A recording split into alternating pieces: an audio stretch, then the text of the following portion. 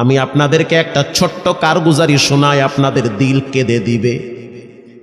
2016 সালের ঘটনা। তখন ঢাকায় মোহাম্মদপুর আমি খতমে তারাবির জন্য 2 জন হাফেজ নিয়োগ দেওয়া হবে কেন্দ্রীয় মসজিদে। অনেক হাফেজে কোরআনরা সিরিয়াল ধরেছে, তারাবি পড়াবে।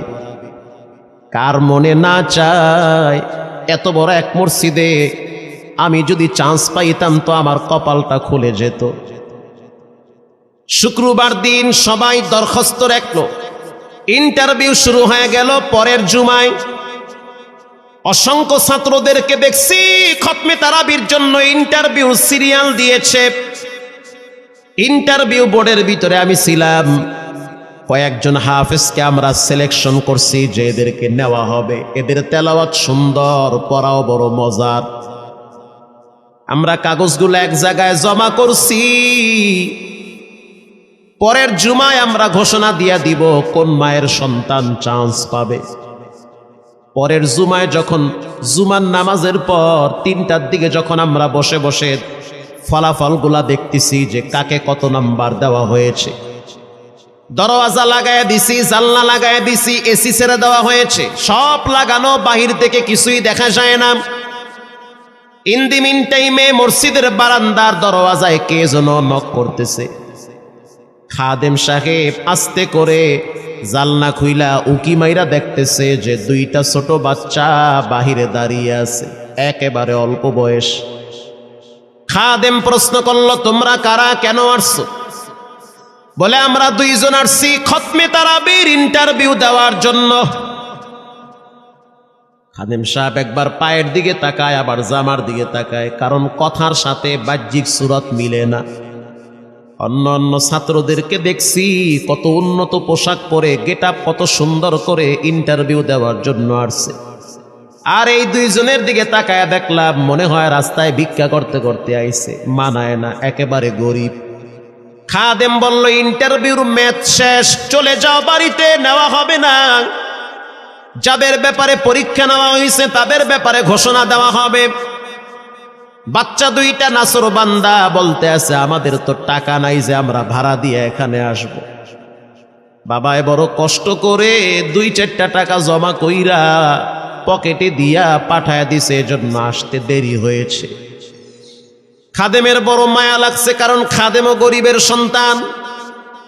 ভিতরে গিয়া মুয়াজ্জিম সাহেবের বলতে আছে, ও ভাই, বাহিরে 2টা বাচ্চা দাঁড়ায় আছে, ওরা নাকি হাফেজে কোরআন, কিন্তু দেখলে তো মানায় না। মুয়াজ্জিম সাহেব ধমক দিয়া বলতে আছে, কোনো সুযোগ নাই, তাড়ায় দাও। খাদেম গিয়া ইমামের কানে কানে বলতে আছে, হুজুর, বাহিরে 2টা বাচ্চা দাঁড়িয়ে আছে, চেহারার ভিতরে এত মায়া, কিন্তু বাহ্যিক সুরত মিলে না, ওরা নাকি কোরআনের হাফেজ। পাশেই তো রহমানিয়ার মুহাদ্দিস সাহেব বসা আছে, তিনি বলতে আছে, কি ব্যাপার, ফিস ফিস করে আপনি কি বলতেছেন? বলে, হুজুর, বাহিরে 2টা বাচ্চা দাঁড়িয়ে আছে, তারা খতমে তারাবির ইন্টারভিউ দিতে চায়।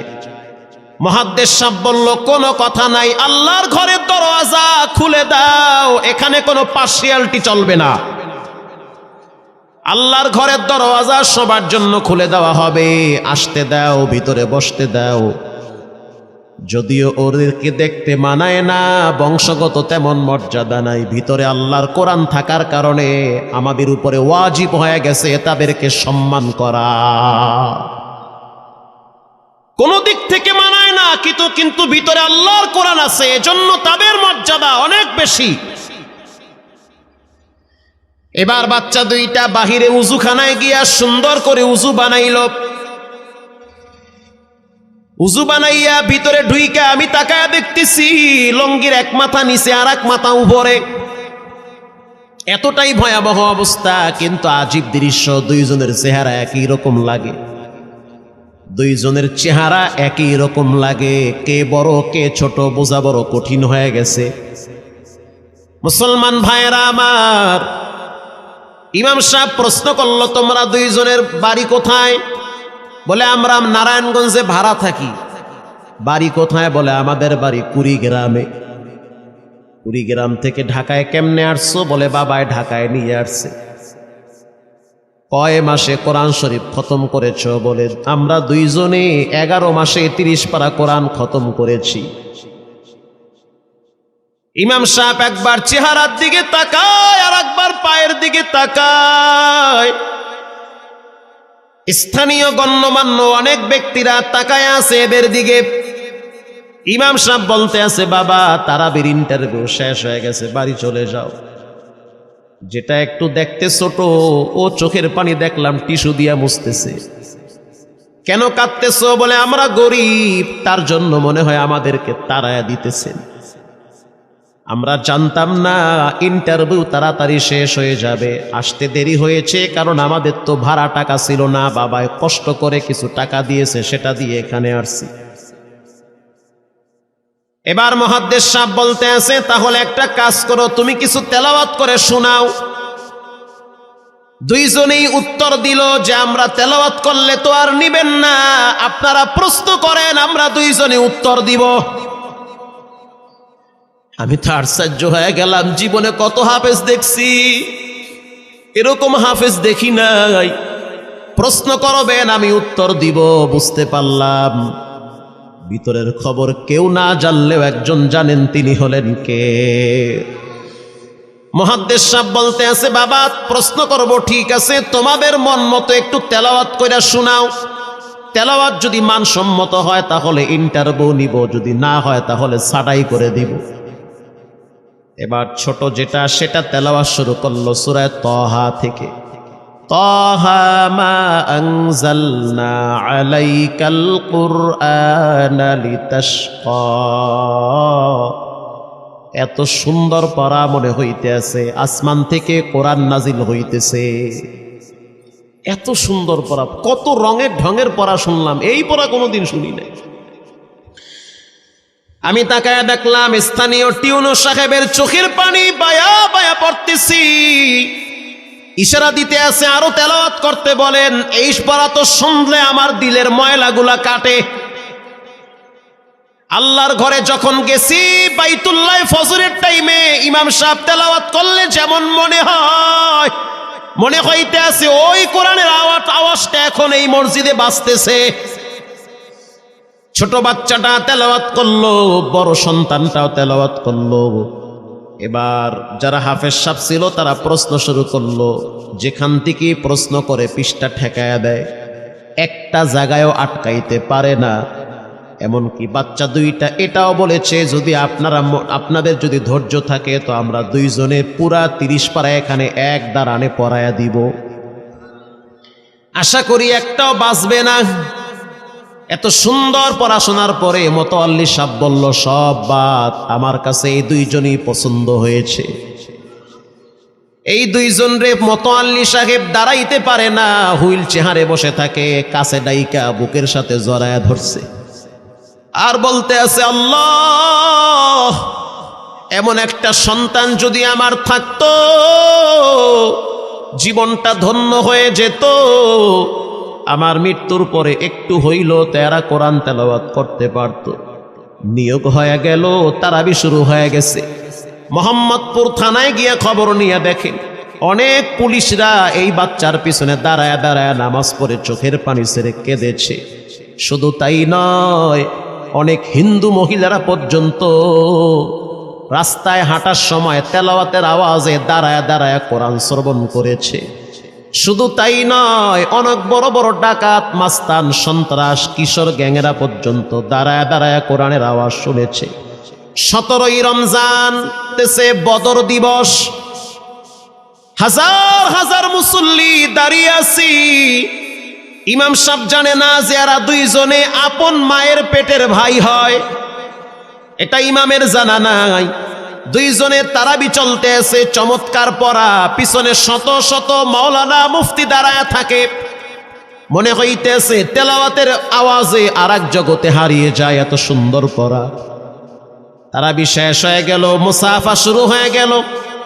বাচ্চা দুইটারে কেউ বুকের সাথে জড়ায়, কেউ কপালে চুমা দেয়, বলে আল্লাহর কোরআনকে চুমা দেই।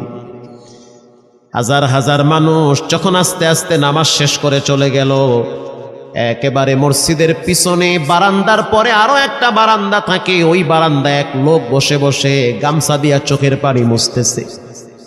কিছুক্ষণ পরে লোকটা দেওয়ালের সাথে কপালটা ঠেকায় দিয়া একেবারে অস্থির হয়ে গেল, মনে হচ্ছে তার ভিতরে কাঁপুনি শুরু হয়ে গেছে।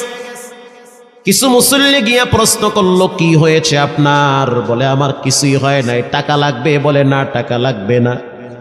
তাহলে আপনি কেন এখানে কাঁদতেছেন? বলে আমি এমনি কাঁদতেছি, এটা কষ্টের কান্না না, এটা খুশির কান্না। এটা কষ্টের কান্না না, এটা খুশির কান্না, আনন্দর কান্না। আল বুকা মিনাল ফারাহ, অতি সুখে মানুষ কখনো কখনো কেঁদে দেয়, চোখের পানি ছেড়ে দেয়। ইমাম সাহেব বলল, পিছনে কে? লোকটা তাকে সামনে নিয়ে আসে।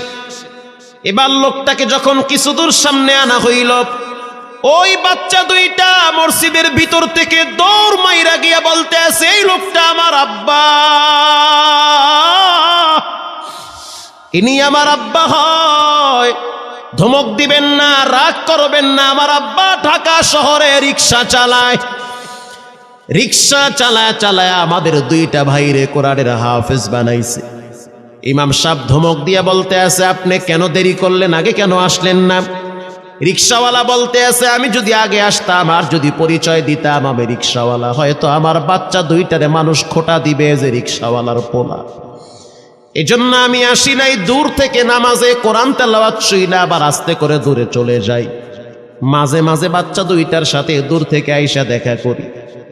এটাই হলো কোরআনের বরকত। পরে শুনতে পারলাম এই বাচ্চা দুইটার মাও নাকি গাড়ি অ্যাক্সিডেন্টে মারা গেছে। লাশ পড়ে আছে সেই কুড়িগ্রামে। একটা ছেলের নাম জোবায়ের আর একটার নাম হলো তালহা। রিক্সাওয়ালা বলতে আছে, আমার আফসোস নাই, কষ্ট হলো এক জায়গায়, সেটা হলো ঈদের সময় বাচ্চাগুলা তো বাড়িতে যাবে, বাড়িতে যাওয়ার পরে দেখবে ওদের মায়ের লাশ কবরে পড়ে আছে। ডানে বামে মাটি, সামনে পিছনে মাটি, মাটির ঘর, অন্ধকার কবরে মা ঘুমায়। ঈদের দিন এমন কোন দরদি নাই যে আমার বাচ্চাগুলারে সান্ত্বনা দিবে। গত ঈদেও দেখছি বাচ্চা দুইটা মায়ের কবরের পাশে দাঁড়ায় দাঁড়ায় লম্বা টাইম কেঁদেছিল। আমাদের ঘরে কোনো ঈদ নাই। রিক্সাওয়ালাকে সান্ত্বনা দেওয়া হইল, নসিব আপনার ভালো, কপাল খুলে গেছে। দুইটা সন্তান হীরার টুকরা এমন ভাবে তৈরি করেছেন, মনে হইতে আছে জিন্দা কোরআন হাঁটতেছে। এজন্য সন্তানগুলাকে দিনদার বানান, ঠকবেন না। বর্তমান জমানায় মানুষ বড় স্বার্থপর। একমাত্র কলিজার টুকরা মা বাবার জন্য যেই দোয়াটা করে ওটা অন্য কেউ সহজে করতে চায় না। কথা ঠিক না ব্যাঠিক? সন্তানগুলারে দিনদার বানান, নেককার বানান, আল্লাহওয়ালা বানান। আল্লাহ পাক বলেন, যারা কোরআন পড়ে, নামাজ পড়ে, আল্লাহর রাস্তায় দান করে, তারা হলো সফল ব্যবসায়ী। এখানে এমন মানুষ বসা আছেন যে নিজের হাতে নিজের মায়ের কবরে রাখছেন, নিজের হাত দিয়া নিজের আব্বারে কবরে ফালায়া রাখছেন। ঘরে গিয়া দেখবেন মায়ের বিছানাটা খালি। যেই বিছানায় মা ঘুমাইতো সেই বিছানাটা এখন অসহায়ের মতো পড়ে আছে। বাবায় যেই বিছানায় শেষ বয়সে বসে বসে কোরআন তেলাওয়াত করত সেই বিছানাটা পড়ে আছে। এখন আর কেউ বলে না, বাজান তুই কেমন আছো? এই কথাগুলা মা বাবার মুখ থেকে সবচেয়ে বেশি বের হইতো। মা বাবার জন্য এখন চাইলেও তো কিছু করতে পারেন না। আজকে যদি আপনার মা বাবা থাকতো, খাওয়ানো লাগতো, চিকিৎসা করার লাগতো, অসুস্থ মাকে নিয়ে ভোলা মেডিকেলে যাওয়া লাগতো, অসুস্থ আব্বারে নিয়ে লঞ্চে করে ঢাকা মেডিকেলে যাওয়া লাগতো। এখন মাও নাই, বাবাও নাই, টাকা আছে, চাইলেও খরচ করতে পারেন না। সহজ একটা রাস্তা বের করে দেই, এর চেয়ে সুবর্ণ সুযোগ আপনি পাবেন কোথায়? আব্বারে তো থাকলে খাওয়াইতেন ভাত, না তো আর করতে পারতেন না।